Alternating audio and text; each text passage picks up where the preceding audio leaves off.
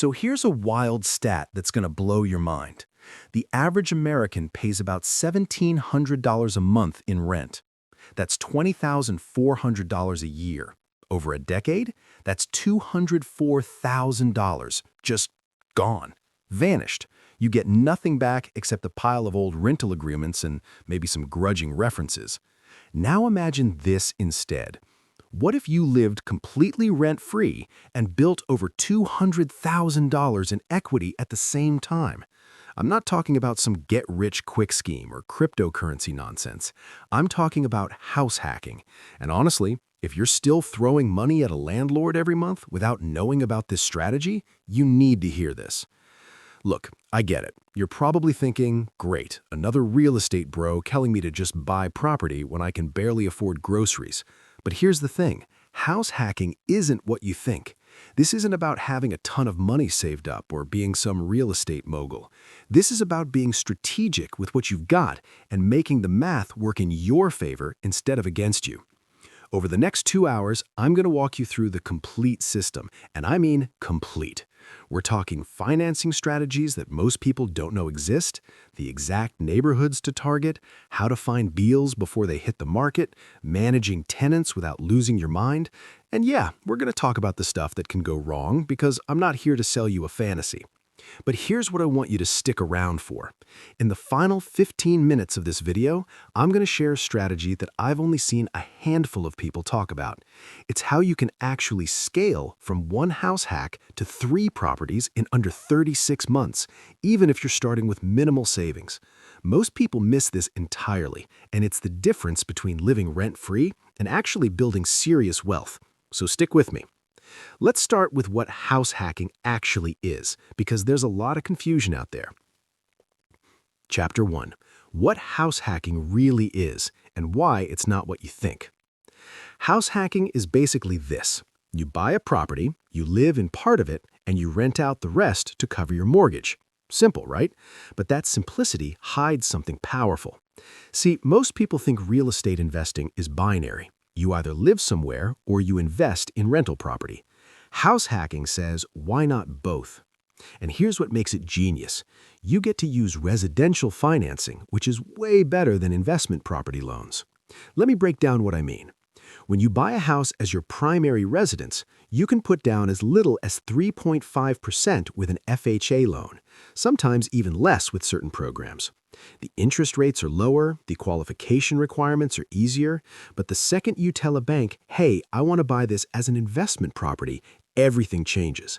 Now they want 20–25% down, higher interest rates, stricter approval process. House hacking lets you play in the primary residence sandbox while getting investment property results.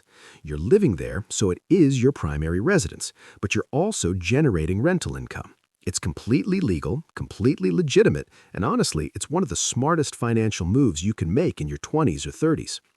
Here's what's crazy. This isn't new. The FHA program that makes most house hacking possible, it's been around since 1934. But for some reason, most people have never heard of this strategy. I didn't learn about it in school. My parents didn't know about it. I stumbled onto it because I was desperately trying to figure out how to afford living in a decent neighborhood while also not wanting to throw away $1,500 a month on rent. Now, there are different types of house hacks, and this is important because the right strategy depends on your situation. The most common is the duplex, triplex, or fourplex model. You buy a multi-unit property, live in one unit, rent out the others to cover your mortgage. This is like the classic house hack. Clean, simple.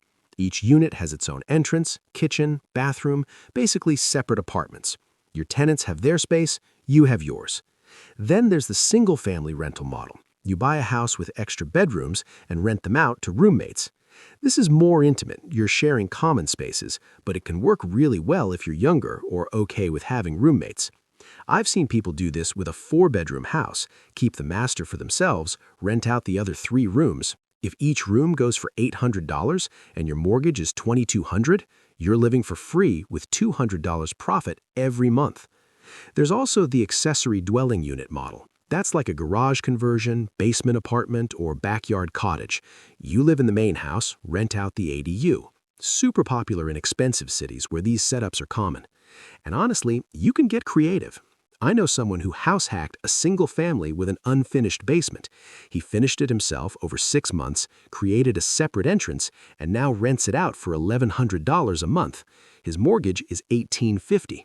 Do the math. He's living in a full house for $750 in an area where comparable rentals go for $2,400. But here's what nobody tells you about house hacking, and this is important. It's not passive, at least not at first. You're a landlord now. You're responsible for maintenance, for dealing with tenants, for making sure everything works. Some people romanticize real estate investing like you just collect checks and sip margaritas. That's not reality, especially when you're starting out and living in the same building as your tenants. However, and this is a big however, the wealth building potential is absolutely insane. Let me show you the actual math because this is where it clicks for most people. Let's say you buy a duplex for $350,000. You live in one unit, rent out the other. Here's what happens.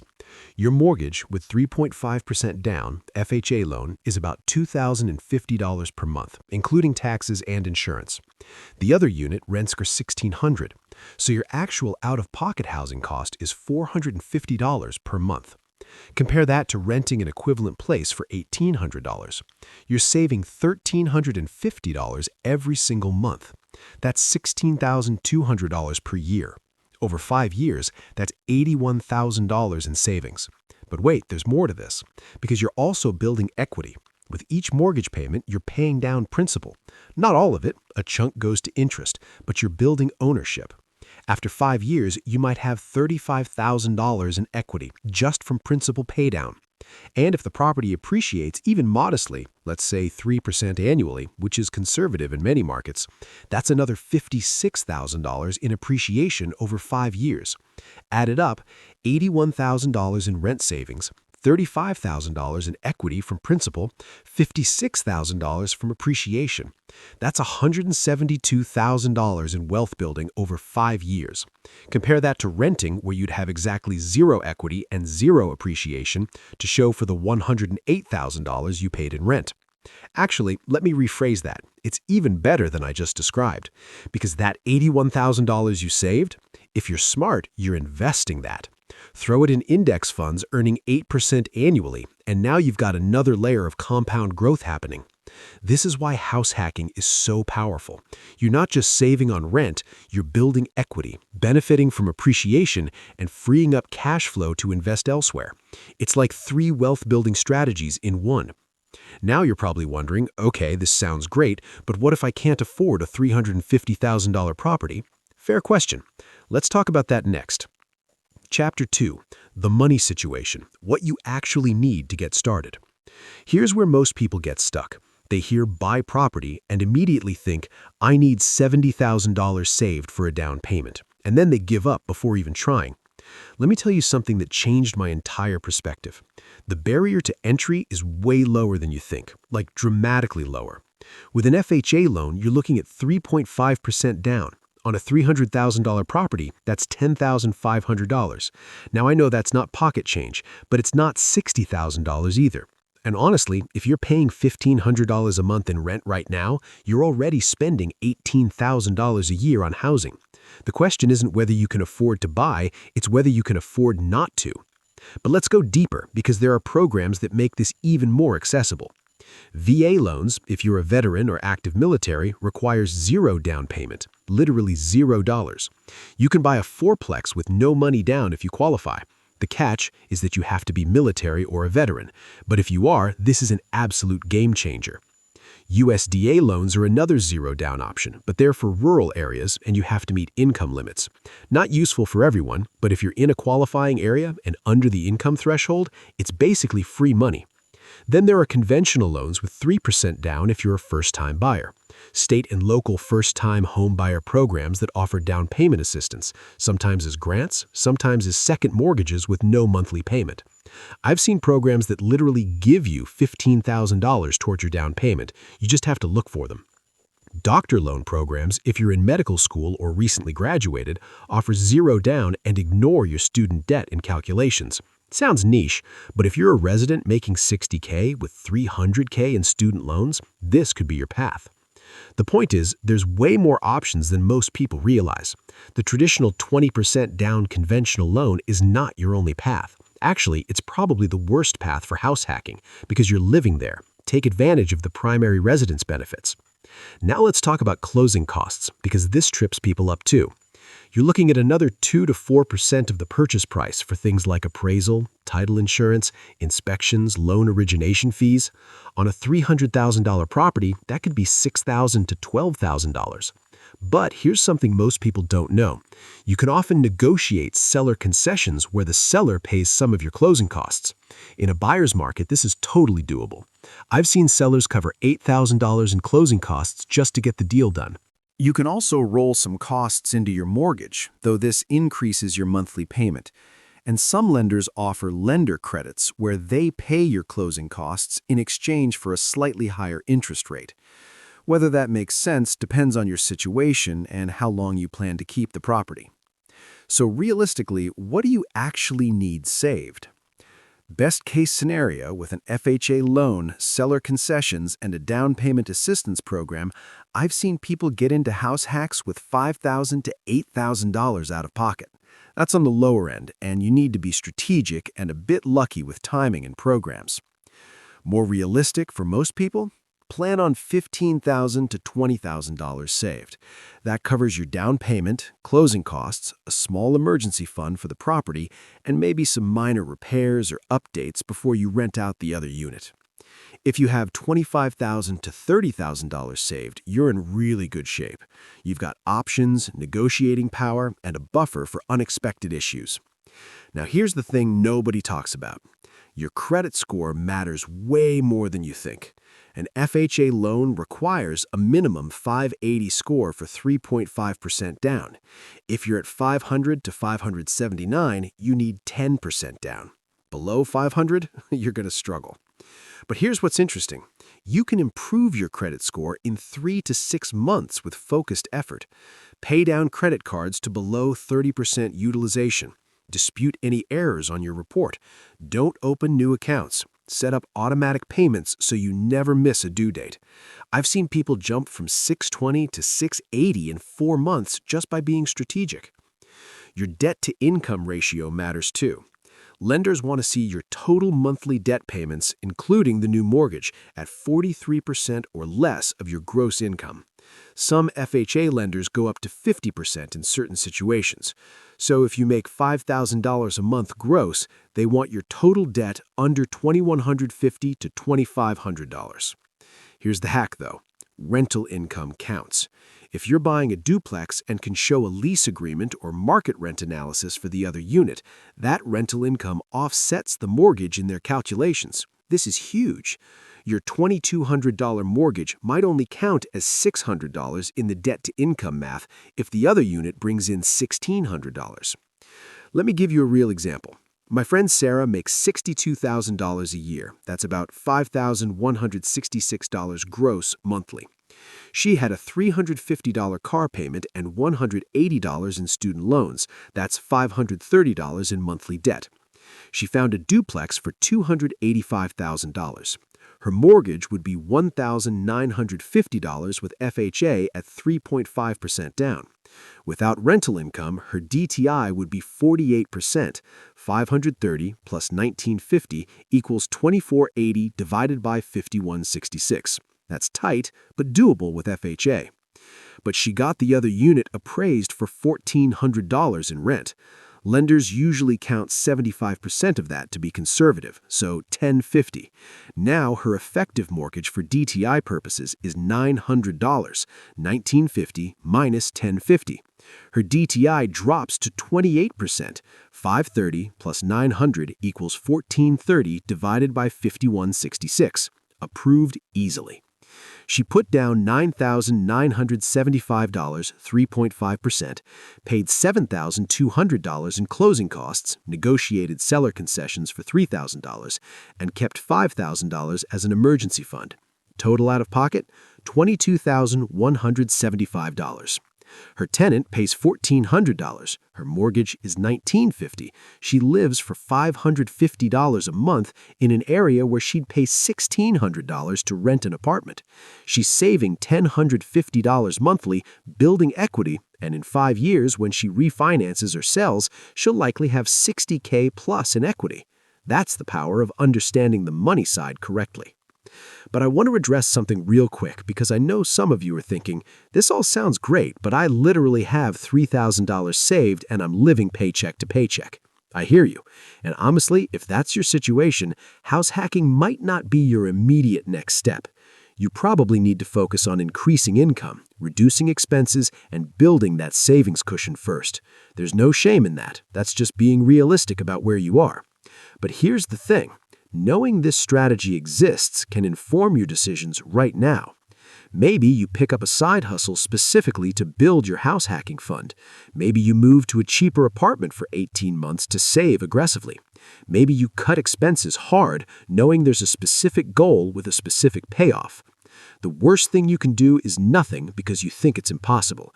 The best thing you can do is create a roadmap even if it takes you 2 years to get there. Anyway, let's talk about finding the right property because this is where strategy really matters. Okay, so you've got your finances in order, you know roughly what you can afford. Now comes the fun part, actually finding a property that makes sense. Here's what's tricky. Not every property is a good house hack. You're looking for a specific type of property in a specific type of location with specific numbers. Get any of these wrong and you'll either overpay, struggle to find tenants, or hate your living situation. Let's start with property type because this determines everything else. For your first house hack, I'm biased towards duplexes and triplexes. Here's why. Separate entrances. Your tenant is not your roommate. They have their unit, you have yours. There's a clear boundary. This matters way more than you think when you're starting out. I've seen too many people burn out on house hacking because they bought a single family and rented rooms to randos who left dishes in the sink and had loud phone calls at midnight. Sure, you can make that work if you screen carefully and set boundaries, but it's harder. Fourplexes are great too, but they're usually more expensive and harder to find. The sweet spot for most people is a duplex in a solid neighborhood. Now, where should you actually look? This is going to sound obvious, but I'm going to say it anyway. You want to buy in an area where people actually want to rent. Revolutionary, I know, but you'd be surprised how many people buy in areas they can afford without thinking about rental demand. Look for neighborhoods with good schools or close to colleges if targeting families or students, proximity to job centers and public transit, low crime rates, check local police reports, not just vibes, growing population, check census data for the area, strong rental demand. Call a few property managers and ask what vacancy rates look like. Here's a specific thing I did that helped. I went on Zillow and filtered for rentals in different neighborhoods. Then I looked at how long properties sat on the market.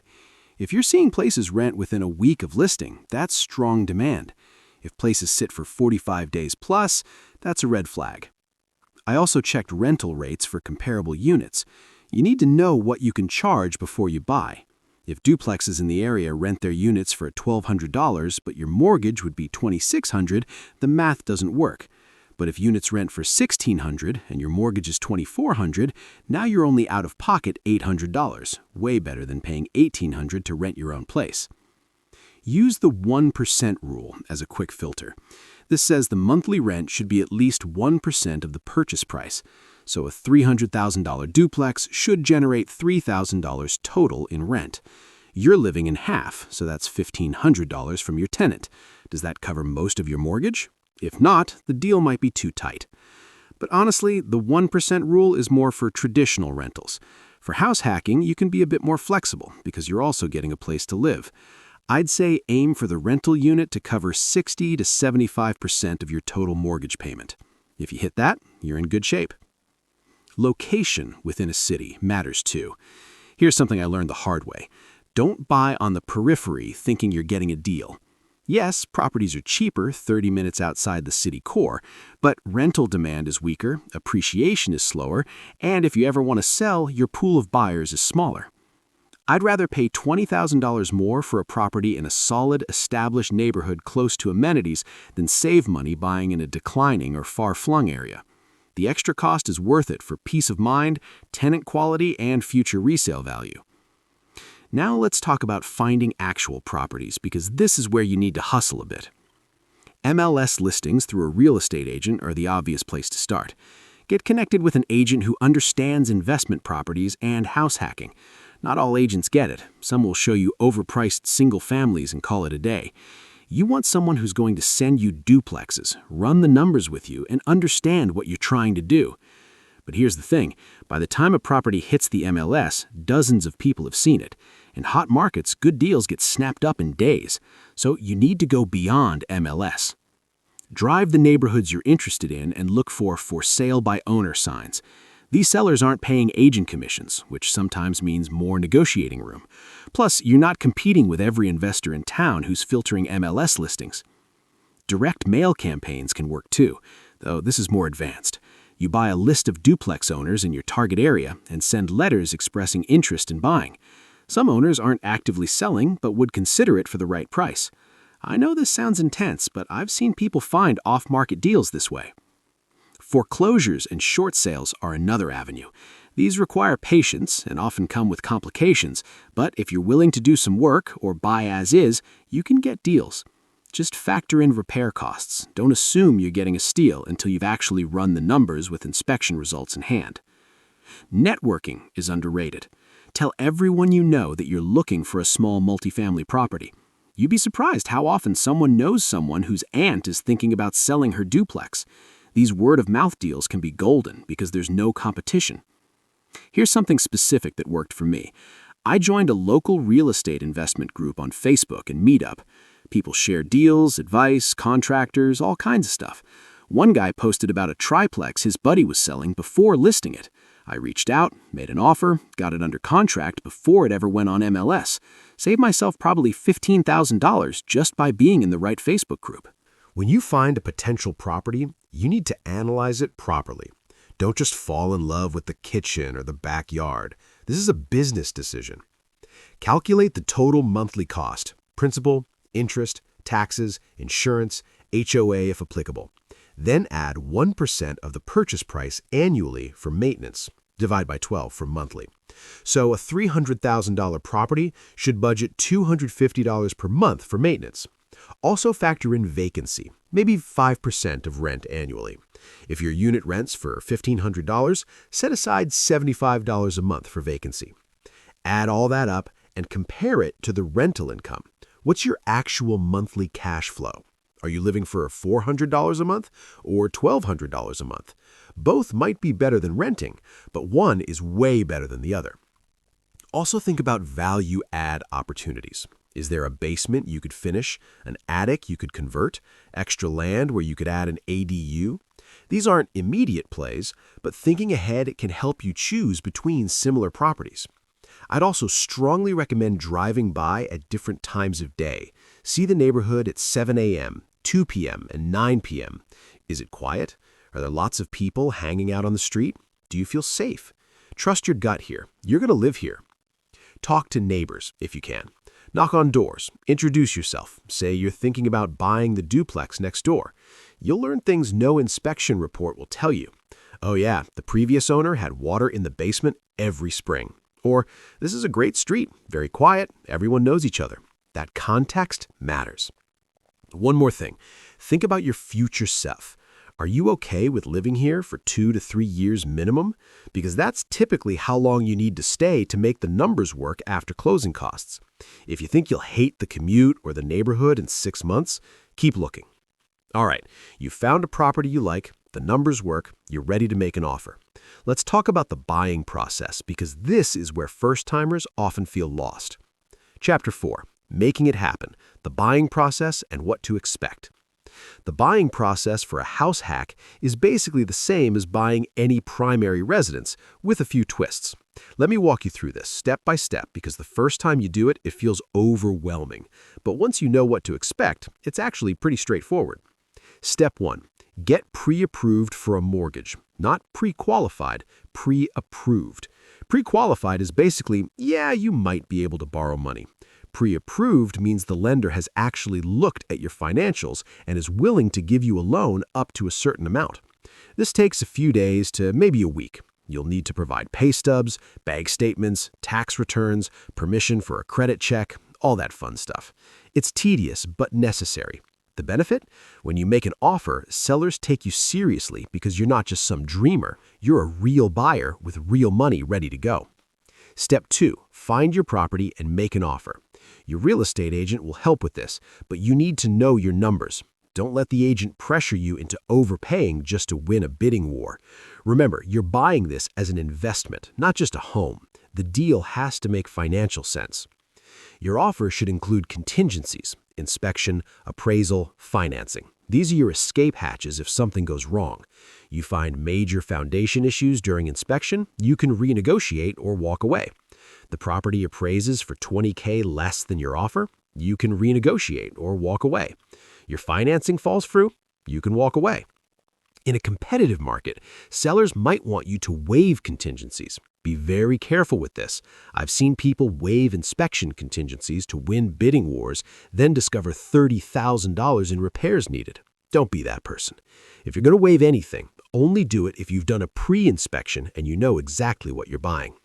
Step 3. Get the property inspected. This is non-negotiable. Spend the $400 to $600 on a thorough inspection. The inspector will check the roof, foundation, electrical, plumbing, HVAC, everything. They'll give you a report highlighting issues. Some issues are minor, like a leaky faucet, a cracked outlet cover. No big deal. Others are major: foundation cracks, old electrical that's a fire hazard, a roof that needs replacing in 2 years. These big issues are your leverage for renegotiating. If the inspection reveals problems, you have options. Ask the seller to fix them, ask for a price reduction to offset repair costs, or walk away if it's too much. Don't feel pressured to proceed just because you've made it this far. Better to lose your earnest money deposit than buy a money pit. Fourth step is appraisal. Your lender will order this. An appraiser will evaluate the property and determine its market value. This matters because lenders won't give you a loan for more than the appraised value. If you offered $320,000 but it appraises for $300,000, you have a problem. The lender will only loan based on $300,000. You'd need to make up the $20,000 difference in cash or renegotiate with the seller or walk away. This is why you don't overpay. The appraisal is a reality check. It's the market saying, here's what this property is actually worth. Step 5. Underwriting and final loan approval. Your lender's underwriters will verify everything. They'll double-check your income, assets, debts, credit. They might ask for additional documentation, a letter explaining a large deposit, proof that a debt has been paid off, whatever. This stage can be nerve-wracking because it feels like they're looking for reasons to deny you, but really, they're just making sure everything checks out. Be responsive. If they ask for a document, send it that day. Don't let things drag out. Step 6. Final walkthrough. A day or two before closing, you'll do a final walkthrough of the property. This is your chance to make sure everything agreed upon has been done and nothing has changed. Did the seller actually fix the broken dishwasher like they agreed? Are all the appliances still there? Is the property in the same condition? I've heard horror stories of sellers stripping properties before closing, taking appliances, light fixtures, even copper piping. It's rare, but it happens. The final walkthrough protects you. Step 7. Closing.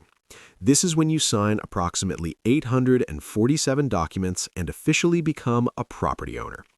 Okay, it's not actually 847 documents, but it feels like it. You'll sign the mortgage, the deed, disclosures, acknowledgments, all kinds of stuff. Bring a cashier's check or wire the funds for your down payment and closing costs. Bring your ID. And honestly, bring a pen you like, because you'll be signing for a while. Once everything is signed and recorded, you get the keys. Congrats, you're a homeowner and landlord now. Now, here's something most people don't think about enough. What happens in the days after closing? If your rental unit is vacant, you need to get it rent-ready immediately. Clean it, make any minor repairs, take good photos, and list it. Every week it sits empty is lost rental income. If the unit is already occupied, you bought a duplex with a tenant in place, you need to make contact immediately. Introduce yourself, let them know you're the new owner, and clarify how rent should be paid moving forward. Most leases transfer with the property, so you're inheriting that tenant and their terms. You also need to set up all the utilities in your name for the unit you're living in, sometimes for the rental unit too, depending on how utilities are structured. Figure out if you're paying for water, trash, lawn care, or if tenants pay separately. Get landlord insurance. Regular homeowners insurance doesn't cut it when you're renting part of the property. You need a policy that covers rental activity. This usually costs a bit more, but it's absolutely necessary. You're liable if something happens to your tenant or their property. Open an LLC or at least get an umbrella insurance policy. If your tenant slips on ice and sues you, they're suing you personally unless you have protection. An LLC creates separation. Umbrella insurance adds a layer of liability coverage beyond your standard policy. Talk to an insurance agent and maybe a lawyer about the best structure for your situation. Open a separate bank account for rental income and expenses. Do not mix personal and rental finances. This makes accounting way easier, especially at tax time. Every rent payment goes in, every repair expense comes out. Clean and simple. Speaking of taxes, talk to an accountant about how to handle this. You can deduct mortgage interest, property taxes, insurance, repairs, and depreciation on the rental portion of your property. But there are rules about how much you can deduct and how to allocate expenses between your personal unit and the rental unit. An accountant who understands real estate will save you money and headaches. All right, so you've bought the property, you've closed, you're settling in. Now comes the part that most people don't think about enough: being a landlord. Chapter 5: The Landlord Reality: Managing Tenants Without Losing Your Mind. Let's be real. Being a landlord is not passive income, especially when you're house hacking. You're living in the same building as your tenant. You can't ignore problems or delay maintenance. This is your home too, and any issues affect you directly. But here's the good news. If you do this right, it doesn't have to be a nightmare. The key is systems, boundaries, and good tenant selection from the start. Let's start with finding tenants because this is where everything begins. You want to attract quality tenants, which means your listing matters. Take good photos, clean the unit, open blinds for natural light, declutter everything. Write a detailed but honest description. Mention amenities, location highlights, what utilities are included. Price it right. If comparable units rent for $1,500 to $1,600, don't list yours at $1,800 hoping to get lucky. Price competitively. You want options, not desperation. List it everywhere: Zillow, Apartments.com, Facebook Marketplace, Craigslist, local housing groups. The more eyeballs, the better your chances of finding someone great. Now, when inquiries start coming in, you need a screening process. This is not optional. Do not rent to someone just because they seem nice or you're desperate to fill the vacancy. Here's what I do. First, ask basic qualifying questions up front. What's your move-in timeline? Do you have any pets? What's your monthly income? This filters out people who don't fit before you waste time on showings. Second, do showings but pay attention. Are they punctual? Do they ask good questions about the lease terms and responsibilities? Or do they seem flaky and disorganized? You're evaluating them just as much as they're evaluating the property. Third, collect applications from anyone seriously interested. The application should ask for employment history, rental history, income, references, permission to run a credit and background check. Fourth, actually run the credit and background checks. This costs like $30 to $50 per applicant, but it's worth every penny. You're looking at their credit score, debt levels, payment history, criminal record, eviction history. Red flags include recent evictions, multiple late payments, serious criminal offenses, or lying on the application. I use a service called TransUnion SmartMove, or My Rental, for this. It takes 5 minutes, gives you a comprehensive report.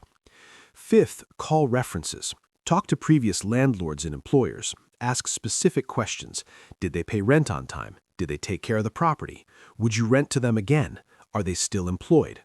Previous landlords will sometimes sugarcoat if the tenant was terrible because they just want them gone. So ask that last question. Would you rent to them again? If there's hesitation or a no, that's your answer. Once you've selected a tenant, get everything in writing. A solid lease agreement is your protection. You can find state-specific lease templates online or have a lawyer draft one.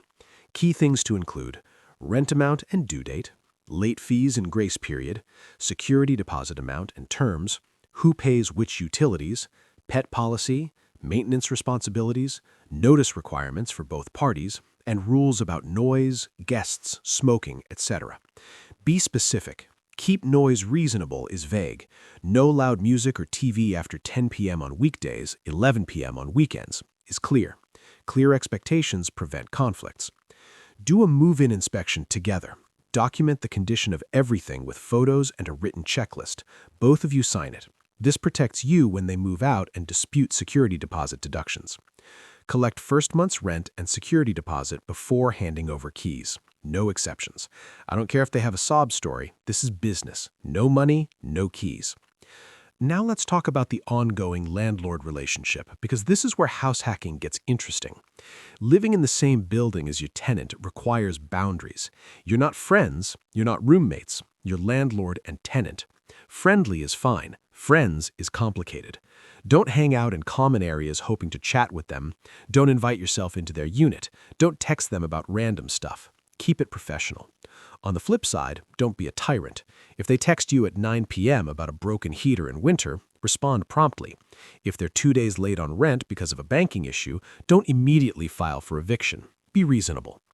For maintenance requests, set up a system. I use email for non-emergencies. They email me, I respond within 24 hours with a plan. For emergencies, burst pipes, no heat, major leaks, they have my phone number. Here's something important. Address maintenance issues quickly. When they report a problem, fix it, even if it's annoying or inconvenient. You're legally required to maintain a habitable property, and ignoring issues create bigger problems down the road. But also, know what's your responsibility versus theirs. Broken appliance that came with the unit? Your responsibility. They clogged the toilet with paper towels? Their responsibility. The lease should clarify this. I keep a spreadsheet of all maintenance requests and expenses. Date, issue, cost, how it was resolved. This helps me track patterns and also protects me legally if issues arise. For repairs, you can DIY simple stuff if you're handy, replacing a faucet, patching drywall, etc. But know your limits. Electrical and plumbing issues? Call a professional. Don't burn down your house or flood it trying to save $150. Build a list of reliable contractors. Plumber, electrician, HVAC tech, handyman. You'll need them eventually. When something breaks at 7 p.m. on a Saturday, it's too late to be researching who to call. Rent collection should be straightforward. Set up online payments through Venmo, Zelle, or a property management platform like Avail or Cozy. Many are free for single properties. This creates a digital trail and makes life easier for both of you. If rent is late, follow your lease. If you said there's a 3-day grace period, then a $50 late fee, enforce it consistently. Don't waive it once because then they'll expect it waived every time. If rent is seriously late, like 10+ days, send a formal notice as required by your state law. If they still don't pay, you may need to start eviction proceedings. This sucks, especially when they live next door, but you can't let people live rent-free. It's not sustainable. Here's hoping it never comes to that, but if you screen well up front, major issues are rare. One thing I learned the hard way: document everything. Every conversation, every agreement, every maintenance request, every payment. If something goes to court, documentation is everything. They said they'd fix it means nothing without proof. Oh, and here's a pro tip. Do quarterly property checks if it's in your lease. Walk through the rental unit every few months to check for maintenance issues or lease violations. Give proper notice as required by law, usually 24-48 hours. This helps you catch small problems before they become big ones. Treat your tenants with respect. They're paying your mortgage. They're making your house hack work. A good tenant is worth their weight in gold. If you have someone who pays on time, takes care of the place, and doesn't cause drama, do little things to keep them happy. Fix stuff promptly. Be responsive. Maybe don't raise rent every single year just because you can. Tenant turnover is expensive. Every time someone moves out, you've got vacancy, cleaning, maybe repairs, advertising costs, screening costs. If you can keep a good tenant for 3 to 5 years, that stability is worth way more than an extra $50 a month in rent. All right, let's talk about something people always ask. What if things go wrong? Chapter 6. When things go sideways. Problems and how to handle them. Real talk. House hacking isn't always smooth sailing. Sometimes stuff breaks. Sometimes tenants are difficult. Sometimes the market shifts. Let's walk through common problems and how to deal with them so you're not blindsided. Problem 1. Major repairs you can't afford.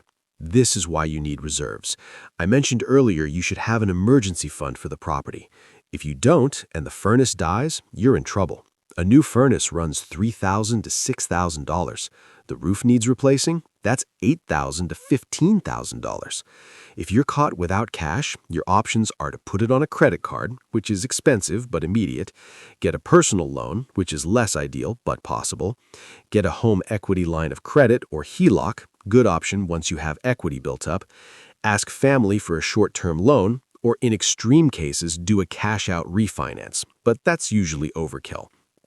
The better solution is to plan ahead. Save 1% of the property value annually for maintenance. On a $300,000 property, that's $3,000 a year or $250 a month. Put that aside religiously. When something breaks, you've got the cash. Problem 2. Nightmare tenants. Despite your best screening, sometimes you get someone who seemed fine but turns out to be a problem. Maybe they're constantly late on rent. Maybe they're loud and disruptive. Maybe they're damaging the property. First, address issues in writing immediately. Document everything. If they're violating the lease, send a formal notice citing the specific violation and giving them a chance to correct it. If problems continue, you may need to not renew their lease. When it's up for renewal, simply give notice that you won't be renewing. They have to leave when the lease ends. If they're seriously violating the lease, not paying rent, illegal activity, major damage, you may need to evict. This is a legal process that varies by state. Generally, you file with the court, there's a hearing, and if you win, law enforcement removes them. Eviction is stressful and expensive. Legal fees, lost rent, potential property damage. Avoid it if possible through good screening and addressing issues early. But sometimes eviction is necessary. Don't let someone destroy your property or live rent-free for months because you're uncomfortable with conflict. Protect your investment. Problem 3. You hate living there. Maybe the neighborhood isn't what you thought. Maybe having tenants next door is more stressful than expected. Maybe your life situation changed and you need to move. If you're within the first year, selling is usually a bad idea. Closing costs and realtor fees mean you'll probably lose money unless the market's been crazy. But if you need out, your options are to rent out your unit too and move somewhere else, which might violate your mortgage terms. Or find a roommate for your unit to share costs while you ride it out. Or stick it out until you hit 2 years, then sell or refinance into an investment property loan and move out. Remember, you committed to this being your primary residence when you got that sweet FHA loan. Most programs require you to live there at least 1 year. Some say 2. Check your loan terms. After that period, you can move out and rent both units. Now it's a full rental property. You can't get another FHA loan on a new house hack until you sell this one or live there for some time, but you can keep it as a rental. This is actually a common strategy. House hack for 2 years, move out and rent both units, repeat with a new property. I'll talk more about this scaling strategy later. Remember, I promised you something good in the final section. Problem 4. Property values drop. If you bought in 2021 at peak prices and values dropped in 2023-24, you might be underwater, owing more than the property is worth. This is scary, but not necessarily catastrophic. If you're planning to stay long-term, temporary value drops don't matter much. Real estate tends to appreciate over decades. A dip in year 3 doesn't matter if you hold for 10 years. If you need to sell quickly, being underwater is a problem. You'd have to bring cash to closing to cover the difference. Or you could do a short sale where the lender accepts less than what's owed, but that destroys your credit. The best defense is not overpaying when you buy and choosing stable neighborhoods with strong fundamentals. Don't buy in a speculative market assuming values will only go up. Problem 5. Can't find tenants. You've listed the property for 3 weeks and gotten 0 serious interest. Now what? First, check your price. If comparable units are renting for $1,400 and you're asking for $1,700, that's your problem. Swallow your pride and lower it. Second, improve your listing. Better photos, more detailed description, highlight amenities. Third, expand where you're advertising. Post in more places, share on social media, tell everyone you know. Fourth, offer incentives. First month half off, free parking, something to stand out. Fifth, consider allowing pets if you weren't. Pet owners have a harder time finding rentals and are often willing to pay more. Charge a pet deposit and slightly higher rent. If you're still struggling after all that, there might be a fundamental issue with the property or location. Maybe it needs updates. Maybe the neighborhood's not as desirable as you thought. You might need to lower rent significantly or consider selling. Problem 6. The market shifts and you can't refinance or sell as planned. Maybe interest rates shot up and refinancing doesn't make sense anymore. Maybe the market cooled and you can't sell for what you hoped. This is why you don't build your entire strategy around assumptions. Don't buy a property assuming you'll refi in 2 years at a lower rate. Don't assume you'll sell for 20% more than you paid. Buy with the assumption you might hold it for 10+ years. If the numbers work on that timeline, short-term market shifts won't ruin you. Look, I'm not trying to scare you. Most house hacks go smoothly most of the time, but you need to know this stuff can happen so you're prepared. The key to handling problems is staying calm, addressing issues promptly, and having systems in place. Don't panic. Don't ignore problems hoping they'll go away. Deal with them methodically.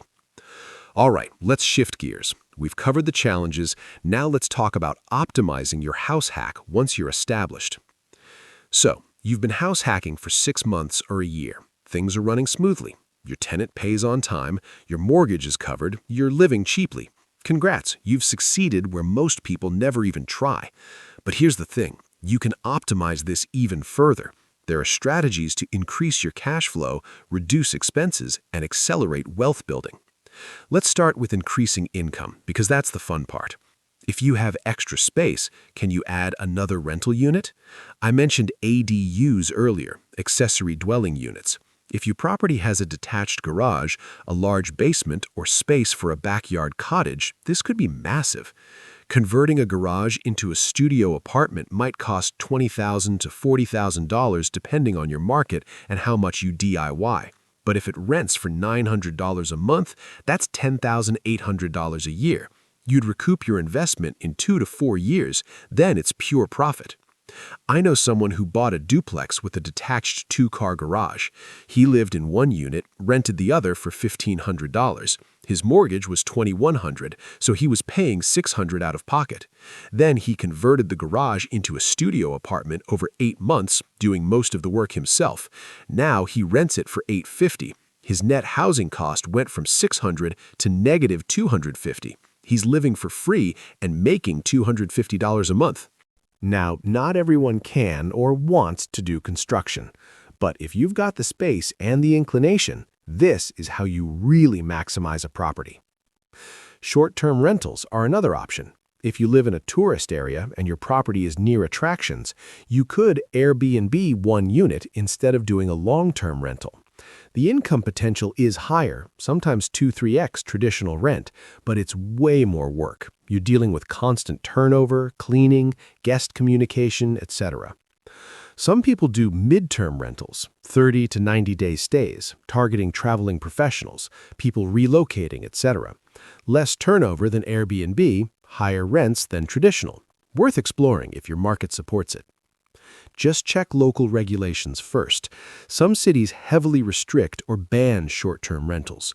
You don't want to invest in furniture and setup only to get shut down. Another income optimization. Are you house hacking a 4-plex and living in the biggest unit? Consider swapping. Move into the smallest unit, rent out the big one for more money. I know, living in a smaller space isn't ideal, but if it means an extra $400 a month in cash flow, that's $4,800 a year. Over 5 years, that's $24,000. Might be worth the trade-off. You can also raise rents strategically. Don't be the landlord who never raises rent and ends up way below market 5 years later. Do small annual increases. 3 to 5% is usually reasonable and expected. A $1,500 rent increasing 3% annually is $1,731 after 5 years. That extra $231 a month might cover your entire property insurance. Now let's talk about reducing expenses, because that's money in your pocket too. Shop your insurance annually. Policies renew and insurers raise rates hoping you won't notice. Call around every year. Get quotes. I've saved $800 a year by switching insurers for the exact same coverage. Appeal your property taxes. Tax assessments are often inflated. You can challenge them if you have evidence your property is overvalued. This requires some work, pulling comparable sales, filing paperwork, but if successful, you could save hundreds or thousands annually. Refinance if rates drop. If you got your FHA loan at 6.5% and rates drop to 5%, refinancing could save you $200+ a month. Closing costs might run $3,000 to $5,000, so you need rates to drop enough to justify it.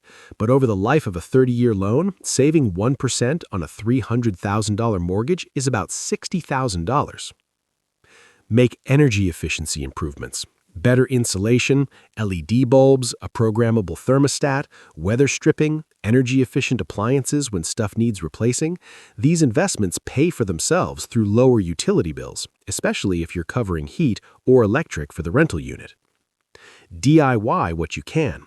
I'm not saying become a contractor overnight, but learning basic maintenance, replacing faucets, patching drywall, basic electrical like replacing outlets or switches, painting, saves you hundreds every time you'd otherwise call someone. YouTube has tutorials for everything. I learned how to replace a toilet flapper, fix a running toilet, replace a garbage disposal, all from YouTube. Probably saved $600 in plumber calls over 2 years. Bundle services if possible. Some companies give discounts if you use them for multiple properties. If you scale to multiple house hacks, this becomes more relevant. Now let's talk about tax optimization, because this is huge and underutilized. You can deduct a ton of expenses related to the rental portion of your property. Mortgage interest on the rental portion, property taxes on the rental portion, insurance for the rental portion, repairs and maintenance for the rental portion, utilities if you pay them, depreciation on the building, not land, over 27.5 years, HOA fees if applicable, advertising costs for finding tenants, screening costs, legal or professional fees related to the rental, travel costs if you need to drive to meet contractors, inspect, etc. The trick is properly allocating expenses between your personal residence and the rental. Generally, if you're house hacking a duplex where each unit is identical, you allocate 50-50. If you live in a 1,500 square foot unit and rent a 1,000 square foot unit, you allocate based on square footage. Depreciation is particularly valuable. Even though your property is probably appreciating, the IRS lets you depreciate the building portion over 27.5 years as if it's wearing out. This creates a paper loss that reduces your taxable income. Let's say your duplex cost $300,000. Land is typically 20 to 30% of value, so let's say $60,000 land, $240,000 building. You rent half, so $120,000 is depreciable. That's $4,363 in depreciation annually, $120,000 divided by 27.5 years. If you collect $18,000 in rent but have $10,000 in deductible expenses plus $4,363 in depreciation, your taxable rental income is only $3,637. Meanwhile, your actual cash flow might be way higher because depreciation isn't cash out of pocket. Talk to a CPA who understands real estate. They'll help you maximize deductions legally. This isn't tax evasion, it's taking advantage of tax benefits specifically designed to encourage real estate investment. Here's something else: the capital gains exemption. If you live in a property as your primary residence for 2 out of the last 5 years before selling, you can exclude up to $250,000 in capital gains from taxes if single, $500,000 if married. So you house hack for 2 years, then rent both units for 3 years. When you sell in year 5, you still qualify for the exemption because you lived there 2 of the last 5 years. If you've built $150,000 in equity from appreciation and principal paydown, you pay zero capital gains tax on it. This is insanely powerful. Most investments, you pay capital gains on profits. Real estate gives you this massive exemption if you play it right. Here's another strategy: cost segregation. This is advanced, but if your property is worth $500K plus, it might make sense. An engineer analyzes your property and breaks out components that depreciate faster than 27.5 years: flooring, fixtures, landscaping, etc. This accelerates depreciation, creating bigger tax deductions up front.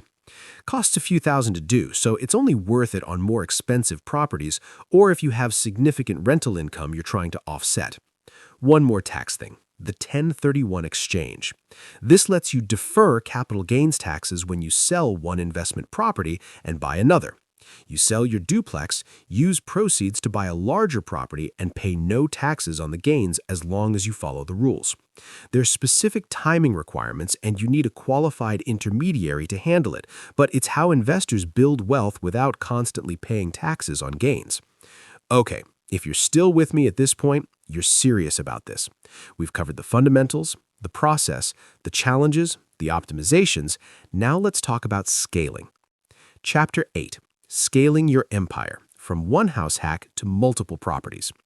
Here's where it gets really interesting. House hacking one property is great. You're living cheap, building equity, learning the game.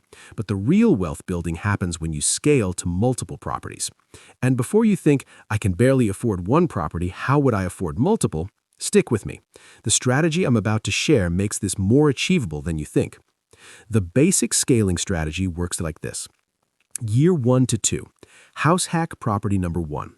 Live in one unit, rent the others. Build equity, keep expenses low, save aggressively. Year 3, move out of property number 1, rent all units, buy property number 2 using another FHA or conventional loan. You can get another FHA loan if you've lived in the first property for at least a year and have legitimate reasons to move: job relocation, family size change, etc. House hack property number 2. Year 4 to 5, build equity in property number 2 while property number 1 continues appreciating and generating cash flow. Year 6, move out of property number 2, rent all units, buy property number 3 using conventional financing. After the first 2, you can't use FHA anymore, limited to 1 at a time unless special circumstances. But you've got equity now. You can use that equity for down payments on subsequent properties. Let me show you the actual math, because this is where people's minds get blown. Property number 1, duplex bought for $300,000 with $10,500 down, 3.5% FHA. After 2 years of house hacking and building equity, it's worth $320,000, modest appreciation, and you've paid down $12,000 in principal. You've got $42,000 in equity, $20,000 appreciation plus $12,000 paydown plus $10,500 initial down payment. You move out, rent both units for $1,500 each. That's $3,000 monthly income. Your mortgage, taxes, and insurance run $2,100. After setting aside $300 for maintenance and vacancy, you're cash flowing $600 a month. That's $7,200 annually. Property number 2. You buy another duplex for $310,000, put down 5%, $15,500, using a conventional loan. Where'd you get $15,500? You've got about $85,000 in equity between your first 2 properties. You do a cash-out refinance or HELOC on one or both, pull out $70,000, add the $20,000 you've saved from cash flow and living cheaply, and boom, down payment covered. You rent all 3 units in the triplex for $1,600 each. That's $4,800 monthly. After expenses, you're cash flowing $1,000 plus monthly.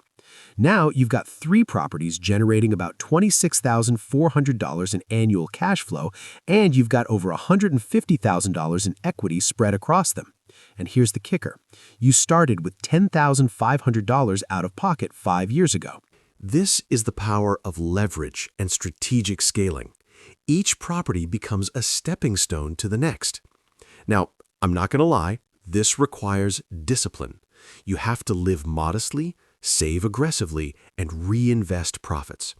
If you take that $600 monthly cash flow from property 1 and blow it on restaurants and trips, you won't have capital for property 2. But if you treat this like a business and reinvest strategically, you can build serious wealth surprisingly fast. Some people scale even faster by using the BRRRR method: buy, rehab, rent, refinance, repeat. You buy a distressed property below market value, fix it up, rent it out, and then refinance based on the new higher value. You pull out most or all of your initial capital, then use it to buy the next property. This is more advanced and requires renovation skills or a great contractor, but it's how some people scale to 10+ properties in 5 years. Another strategy: house hack larger properties. Instead of duplexes, target triplexes and fourplexes. More rental income means better cash flow, which means faster scaling. The limit on FHA loans is a fourplex. After that, you're into commercial territory with different financing. But a fourplex where you live in one unit and rent 3 each can generate serious cash flow. I know someone who bought a fourplex for $480,000, lived in one unit, rented the other 3 for $1,500 each. That's $4,500 in rental income against a $2,800 mortgage. She lived for negative $1,700. The property paid her $1,700 monthly to live there. After 2 years, she'd saved over $40,000 just from the cash flow, plus built equity. She used that to buy another property, then another. Here's something important though. Don't scale faster than you can manage. If you're working full-time and trying to self-manage 5 properties spread across town, you're gonna burn out. At some point, hiring property management makes sense. Yeah, they'll take 8 to 10% of rent, but they handle everything: finding tenants, collecting rent, coordinating repairs. Your time is valuable. If managing properties yourself prevents you from your day job or finding the next deal, you're leaving money on the table. I'd say once you hit 3 to 4 properties, seriously consider professional management. Let them handle the day-to-day while you focus on finding the next deal and optimizing your portfolio. Also, diversify locations if possible. Don't buy 5 duplexes all in the same neighborhood. If that area declines or a major employer leaves town, you're in trouble. Spread risk across different areas, ideally different cities if you can manage it. Some investors will house hack in one city for 2 years, then deliberately move to another city for work or lifestyle, house hack there for 2 years, and repeat. Now they're building a portfolio across multiple markets. More complex to manage, but you're not overexposed to one local economy. Here's a scaling mindset shift that helped me.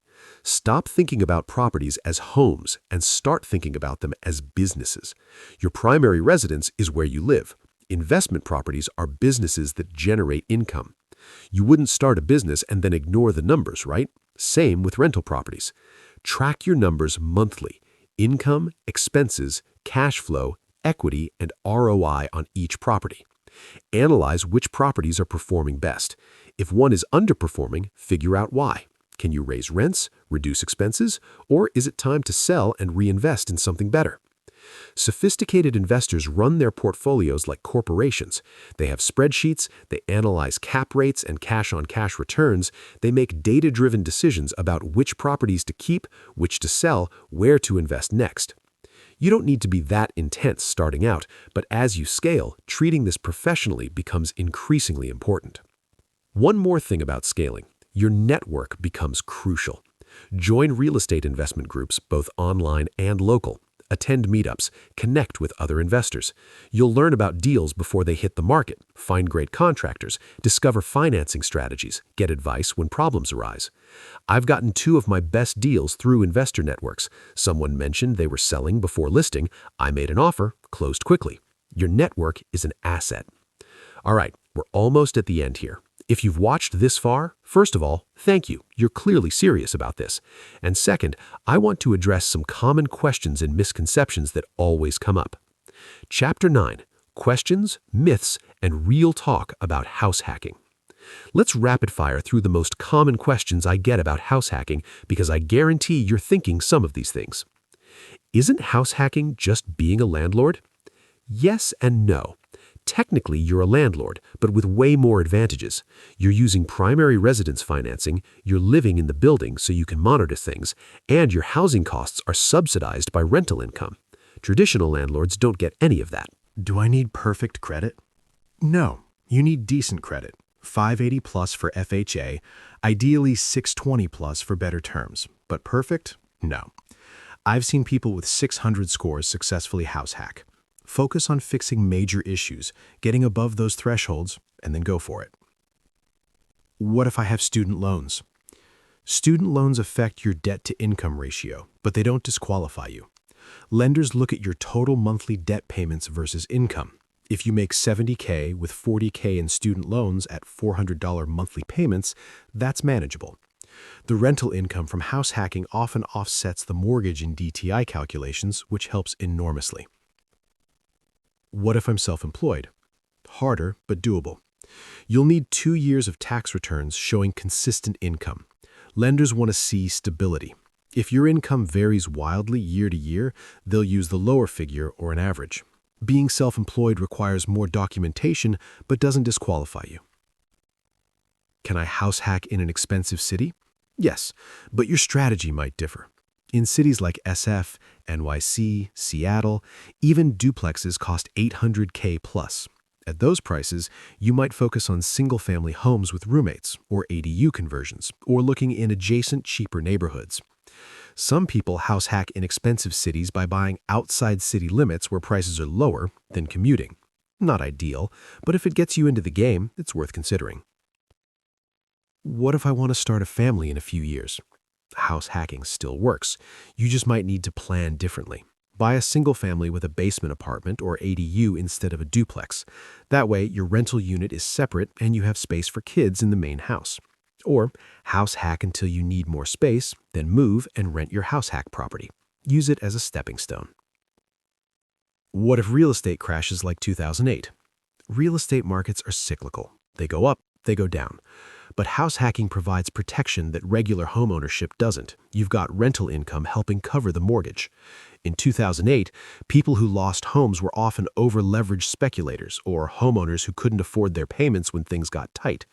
If you house hack with strong cash flow and reserves, you're way more insulated. Plus, if you're planning to hold long-term, short-term market drops don't matter. Real estate historically appreciates over decades. Isn't this just for young single people? No. Couples house hack, families house hack. I know people in their 40s who house hack. It's not age specific, it's strategy specific. That said, it's often easier when you're younger with fewer obligations, more flexibility, and a longer time horizon. But don't let age stop you if the numbers make sense. What if my tenant is terrible? We covered this earlier, but screen thoroughly upfront. If problems arise, document everything and address them immediately. If necessary, don't renew the lease or go through eviction. It sucks, but protecting your investment is more important than avoiding conflict. Can I house hack with a partner or friend? Absolutely. Buying with someone else can make qualifying easier and down payments more affordable. Just make sure you have clear legal agreements about ownership percentages, responsibilities, what happens if someone wants out, etc. Don't mix business and friendship without clear terms. I've seen partnerships implode because people assumed everyone was on the same page without actually confirming it in writing. What if I'm not handy at all?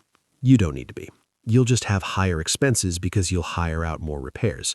Factor that into your numbers. And honestly, you'll learn as you go. Every homeowner becomes somewhat handy out of necessity. How do I know if a market is good for house hacking?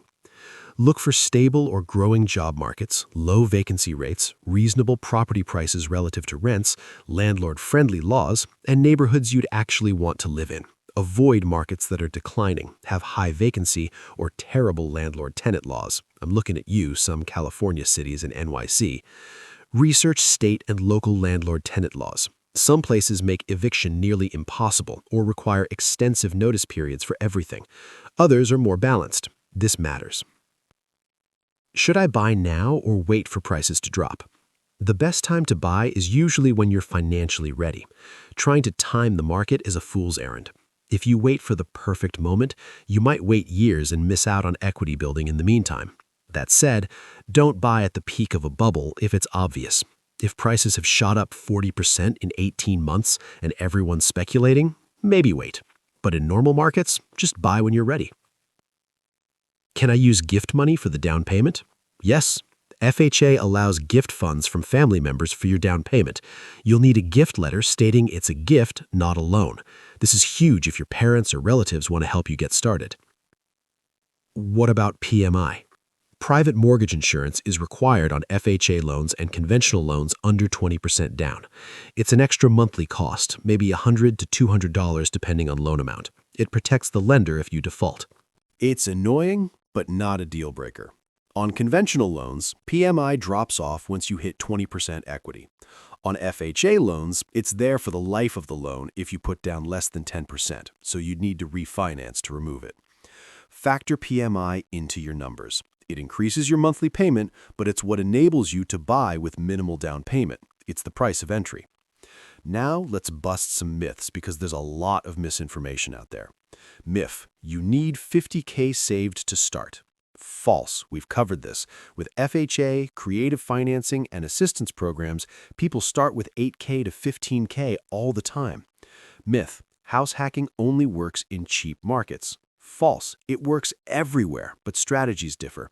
Expensive markets might require roommates instead of separate units, or focusing on neighborhoods just outside the city core. Plenty of people house hack in San Francisco, Seattle, Boston, etc. Myth: real estate always goes up. False. Real estate is cyclical. It goes up long term, but there are definitely periods of decline. Don't buy assuming guaranteed appreciation. Buy based on cash flow and fundamentals. Myth: being a landlord is passive income. False, at least initially. Self-managing properties is active work. You're dealing with maintenance, tenants, issues.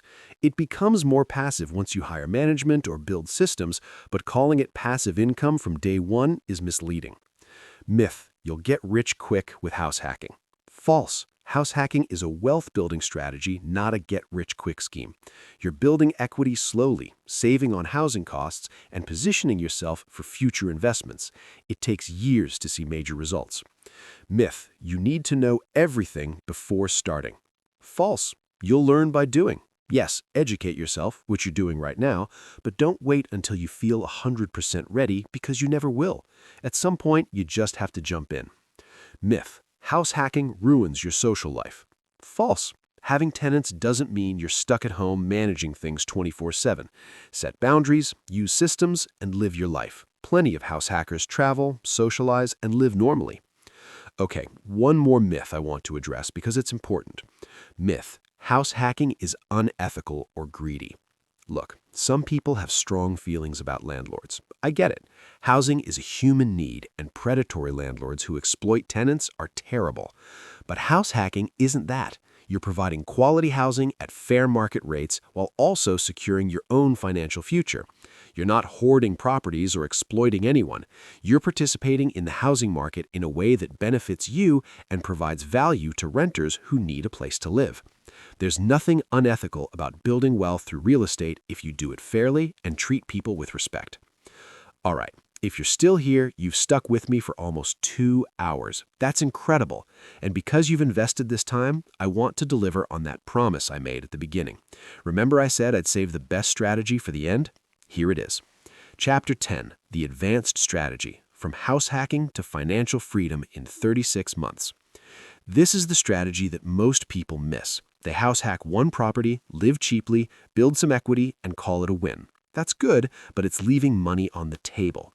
The advanced strategy is what I call the accelerated 3-property method, and it's how you go from one house hack to 3 income-producing properties in 36 months or less. Here's how it works. Month 0 to 12. Buy and house hack property number 1 using an FHA loan with 3.5% down. Let's say it's a duplex for $300,000. You put down $10,500. Your mortgage is $2,050 a month, and the other unit rents for $1,550. Your net housing cost is $500 a month. But here's the key. You're not living like you're only paying $500. You're living like you're paying $1,800, what you'd pay to rent, and banking the difference. That's $1,300 monthly in savings. Over 12 months, that's $15,600. Month 12 to 24. Continue house hacking property number 1. The market appreciates 4%, conservative, so your property is now worth $312,000. You've paid down about $6,500 in principal. Your equity is now $28,500, $10,500 initial, plus $12,000 appreciation, plus $6,500 paydown. You keep saving that $1,300 monthly. After 24 months total, you've saved $31,200. Month 24. Here's where it gets interesting. You've hit the 12-month minimum occupancy for FHA. You move out of property number 1 and rent your unit for $1,550. Both units are now rented for $3,100 total. Your mortgage is $2,050, leaving $1,050 before expenses. After setting aside for maintenance and vacancy, you're cash flowing $650 a month. Simultaneously, you buy property number 2. Another duplex for $310,000. But here's the hack. You use a conventional loan with 3% down for first-time buyers. You used FHA on property 1, but you can still use certain conventional first-time buyer programs. That's $9,300. Wait, didn't you just move out of property number 1? How can you claim property number 2 as your primary residence? Easy. You're moving for legitimate reasons.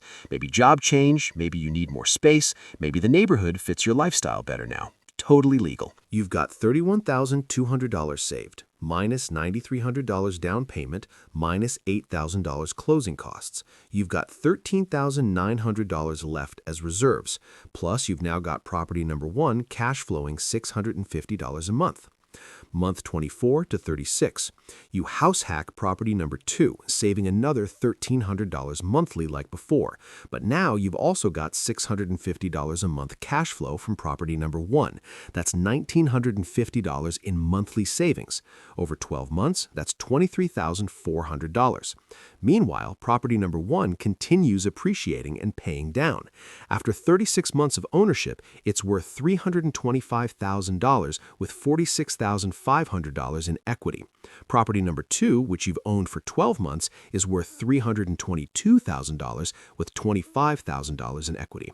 Combined equity, $71,500. Savings, $23,400 plus the $13,900 you had left from before equals $37,300. Total liquidity and equity, $108,800. Month 36. You move out of property number 2 and rent both units for $3,200 monthly. Cash flow after expenses, $700 a month. Now you've got 2 properties generating $1,350 a month combined. You buy property number 3. This time you go bigger, a triplex for $450,000. You put down 20%, $90,000, using a conventional loan since this is technically your 3rd property purchase. Where do you get $90K? You do a cash-out refinance on property number 1. It's worth $325,000. You owe about $270,000, so you've got $55,000 in equity. You refinance, pull out $40,000, leaving 20% equity in the property, and use that plus $37,300 in savings you've built up. You've got $77,300. You need $90,000, so you also do a smaller HELOC on property number 2 for $13,000. Now you've got your $90,000 down payment. You live in one unit of the triplex, rent the other 2 for $1,600 each. That's $3,200 in rental income against a $2,600 mortgage. Your net housing cost is negative $600. The property pays you $600 to live there. Month 36 summary. You've got 3 properties. Property number 1 and 2 are fully rented, generating $1,350 a month combined. Property number 3 you're living in, and it's paying you $600 a month. Your total cash flow is $1,950 a month, or $23,400 annually. Your total equity across all 3 properties is approximately $90,000, adjusted for the money you pulled out for property number 3 down payment, but building as you pay mortgages. You started 36 months ago with $10,500. You now control $1,060,000 in real estate, $300K plus $310K plus $450K. You're generating $23,400 annually in cash flow, and you're living for free. This is the power of strategic house hacking and leveraging equity. But wait, there's more. Let's project another 24 months. Month 36 to 60. You continue living in property number 3, letting it appreciate and paying down principal. Properties number 1 and 2 continue generating cash flow and building equity. You're saving your $1,950 monthly cash flow, plus you're living for negative $600, so you're effectively saving $2,550 a month. Over 24 months, that's $61,200 in savings. Your properties continue appreciating at 4% annually. After 5 years total, 60 months, property number 1 is worth $358,000 with $60,000 in equity after the refinance. Property number 2 is worth $350,000 with $50,000 in equity after the HELOC. Property number 3 is worth $494,000 with $108,000 in equity. Combined equity, $218,000. Savings, $61,200. Combined, $279,200 in wealth created. And here's the kicker. Your cash flow is now higher because rents have increased over 5 years, let's say 3% annually. Your original $1,350 from properties 1 and 2 is now $1,560. You move out of property number 3 at month 60 and rent all 3 units for $5,400 total. After your mortgage of $2,600 and expenses, you're cash flowing $2,200 from property number 3. Now you've got 2 properties generating $3,760 monthly combined. That's $45,120 annually. You're generating $45K per year in passive income. You've built $218K in equity, and you did all of this starting with $10,500 5 years ago. This is not theory. I've watched people execute this exact strategy. It requires discipline, aggressive saving, and reinvestment, but it's absolutely doable. Now, you might be thinking, okay, but what about the refinance costs and HELOC interest? Fair question. The refinance on property number 1 costs about $4,000 in closing costs, which you roll into the new loan. Your payment goes up slightly, reducing cash flow by maybe $100 a month. The HELOC on property number 2 has minimal closing costs, but charges interest, maybe $100 a month. So your cash flow takes a $200 a month hit, but you've unlocked $53,000 to buy property number 3. Worth it. The math still works overwhelmingly in your favor. Here's what makes this strategy so powerful. Each property amplifies the next. Property number 1's cash flow and equity enable property number 2. Properties number 1 and 2 together enable property number 3. It's exponential, not linear. Most people think they need to save for years between each property purchase, but if you're strategic with refinancing, HELOCs, and aggressive saving, you can move much faster. Some variations on this strategy. If you're making higher income, you can save more aggressively and move even faster. Someone making $100K could potentially execute this in 30 months instead of 36 months. If you're willing to do the BRRRR method, buy, distressed, rehab, refinance, you can pull your initial capital back out even faster and recycle it into the next deal. This accelerates everything. If you buy in markets with higher appreciation, 8 to 10% annually instead of 4%, your equity builds much faster, giving you more to work with sooner. If you buy larger properties, triplexes and fourplexes from the start instead of duplexes, your cash flow is higher, accelerating savings. The core principle remains: use leverage, reinvest aggressively, and move faster than conventional wisdom suggests. Now, some warnings, because this isn't without risk. You're taking on debt. 3 properties means 3 mortgages. If the market crashes or you have multiple vacancies simultaneously, you could be in trouble. This is why reserves are crucial. You're refinancing and taking out HELOCs, which means you're pulling equity out and increasing debt. This is leverage working for you, but it's also exposure. If property values drop, you could be underwater. You're managing multiple properties, likely while working a full-time job. This is a lot. You need systems and maybe property management at some point. You're betting on continued appreciation and stable rental markets. If either shifts dramatically, your plan adjusts. I'm not saying this to scare you off. I'm saying this so you go in with eyes wide open. Leverage is powerful, but it cuts both ways. Used correctly with good cash flow and reserves, it builds wealth. Used recklessly, it destroys wealth. The people who succeed with this strategy are disciplined savers, calculated risk takers, and diligent property managers. If that's you, this can change your life. If you're more conservative, the slower path works too. House hack for 5 years, then buy one more property. Still great results, just spread over a longer timeline.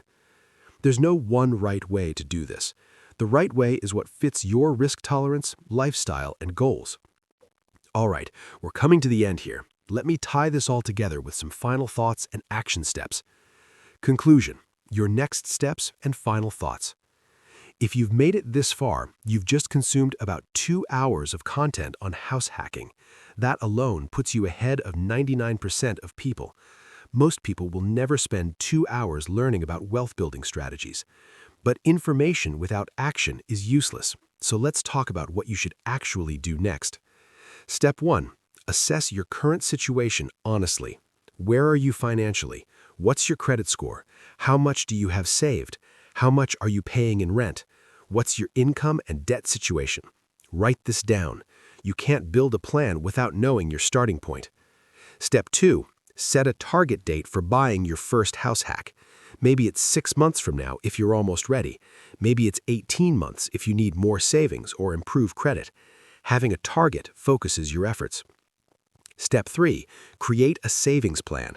How much do you need for down payment and closing costs? Divide by the number of months until your target date. That's your monthly savings goal. Automate it. Transfer that amount to a separate savings account every time you get paid. Cut expenses if needed. Cancel subscriptions, eat out less, whatever it takes. This is temporary sacrifice for long-term gain. Step 4. Improve your credit if needed.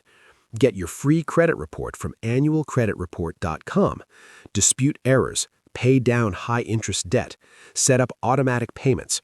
Get your score above 620 minimum, ideally 680 plus. Step 5. Research your market.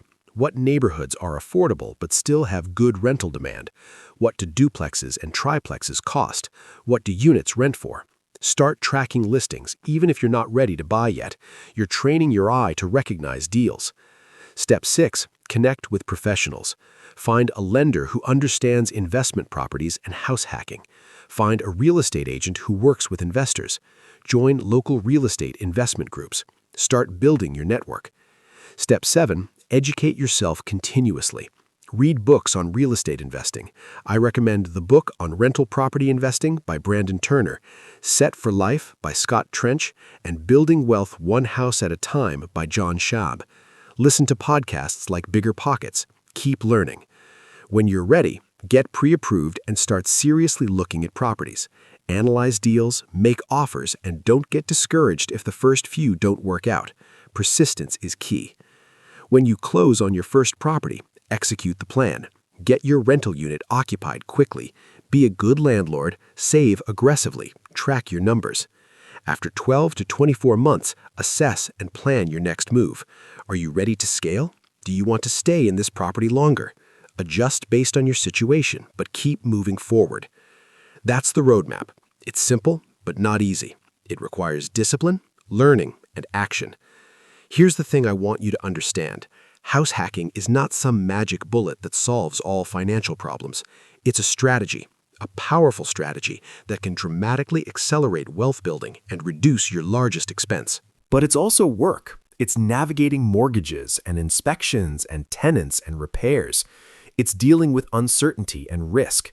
It's sacrificing some lifestyle comfort in the short term for long-term gain. Not everyone is cut out for this, and that's okay.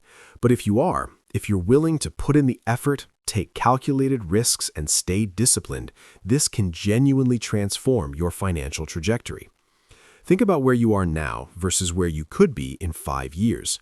Right now, maybe you're paying $1,800 a month in rent, watching that money disappear forever. In 5 years, at that rate, you'll have paid $108,000 with nothing to show for it. Or you could house hack, live cheaply or free, build $200K plus in equity, generate $45K a year in cash flow, and control $1 million in real estate. That's not hype, that's math. It's possible. People are doing it right now. The question is, will you be one of them? I'm not going to give you some rah-rah motivational speech about how you can achieve anything if you just believe hard enough. That's nonsense. But I will tell you this. If you're reasonably intelligent, willing to learn, capable of delayed gratification, and able to take calculated risks, you can absolutely do this. The biggest obstacles are mental. Fear of debt, fear of being a landlord, fear of making a mistake, imposter syndrome, thinking I'm not the type of person who owns investment property. Those fears are real, but they're also often exaggerated. Debt is scary until you understand how to use it strategically. Being a landlord is daunting until you develop systems. Mistakes happen, but they're rarely catastrophic if you've done your homework. And as for who should own investment property, anyone who wants to build wealth through real estate can do it. There's no secret club, there's no special credential required. You just need knowledge, capital, and action. You've now got the knowledge. Acquiring capital is about discipline and time. Action is up to you. One last thing before we wrap up. If you found this valuable, do me a favor and hit that like button. It helps other people find this content. And if you want more content like this, deep dives on wealth building, real estate, financial independence, subscribe to the channel. I put out videos like this regularly because I genuinely believe this information should be accessible to everyone, not just people who can afford financial advisors or expensive courses. Drop a comment letting me know where you are in your house hacking journey. Are you just learning about this? Are you saving for your first property? Have you already started? I read every comment, and I love hearing about people's progress. All right, that's it. 2 hours. We covered everything from what house hacking is, to the financing, to finding properties, to managing tenants, to scaling multiple properties, to the advanced strategy that can get you to 3 properties in 36 months. You have the blueprint. Now go execute it. Thanks for watching, and I'll see you in the next one.